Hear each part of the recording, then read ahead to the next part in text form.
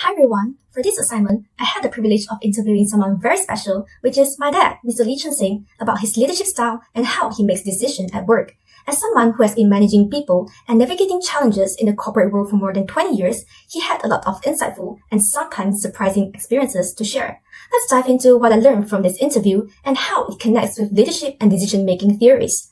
But first, here's a quick introduction from my dad himself. I'm actually a sales manager for a multinational company, US national company, that making a test and measurement instrument. The company is called Keysight. Okay, we have a big operation in Malaysia and headquartered in the US. I'm currently have the sales responsibility for Malaysia, Philippines, and Indonesia. Let's start off with leadership style. Let's explore what my dad's leadership style looks like and how it connects with the leadership theories. One of the key value from my company is about trust and respect individual. I always believe in that. To me, when you hire a person and you must have trust in the person, so that person have a free hand and are confident to do their job. From sales, we have I have my team actually interfere and talk to customer. I always get their feedback, right? In other words, I know something like democracy. I have to get their feedback, listen to what they hear from market. Then together we have a meeting and then try to make a conclusion.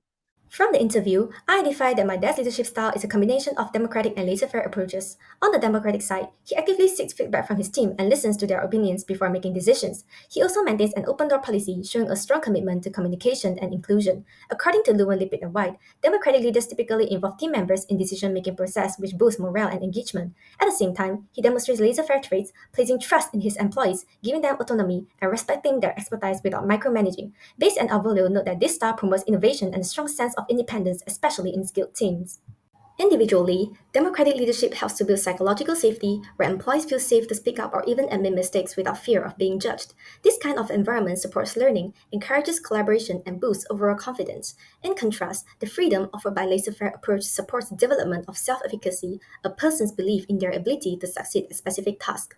When leaders show trust and give employees autonomy, it often increases responsibility, which enhances individual productivity. At the group level, democratic leadership promotes collaboration and team cohesion. When employees are included in decision making, it builds trust, shared ownership, and sense of commitment towards team goals.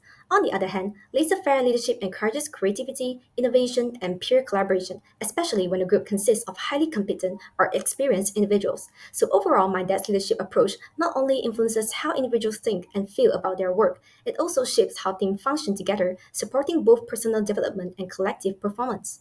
Now, let's take a closer look at how my dad approaches decision making. More important that we need to be analytic and rational about what's happening, right? So first thing first, understand external what are the customer requirement. Then internally our product, our cost, also we have our own expectation like we want to have a product to penetrate the market to get more market share. We have to compromise with our margin. Or the other hand, if let's say we have a product, we have a unique value, that we are the only one that offer it to the market, of course, then we'll focus on the margin. So I think in principle, we really have to analyze the situation and make decision. From the interview, it became clear that he takes a highly analytical and logical approach when facing business decisions. One thing that stood out is how he considers customers' requirements before making decisions. He emphasized understanding what client really needs, which showed he's not just looking at internal numbers but also external expectations. He also said that decision making depends on product's unique value. If the product offers something exclusive, he holds firm on pricing, but if it's more generic, he's willing to compromise the margin to stay competitive. This style fits well with the rational decision making model, which outlines a step by step process, identifying problem, analyzing relevant information, evaluating alternatives, and choosing the most logical solution. It's often used in structured business environments where a decision requires careful evaluation of multiple factors. The model assumes that a rational manager is someone who is objective, goal-oriented, and able to make decisions based on logic rather than emotion. Based on what my dad shared, this definitely describes his approach. However, leadership isn't always smooth sailing, and that brings us to the toughest decision he's ever had to make. There are times that market really bad. And that's way that as a management, we need to balance like talk about the cost, the running cost, operation cost, how we want to continue our business. One way is to maintain a real cost by actually reducing the headcount. Of course, the other way is to redeploy the resources, meaning assign the employee to different country or even doing different thing. So when these type of things happen, a lot of time we will not involve employee because this top down from HQ. Same thing we have to analyze which team, which player we have to reduce the headcount or even to redeploy it. That happen.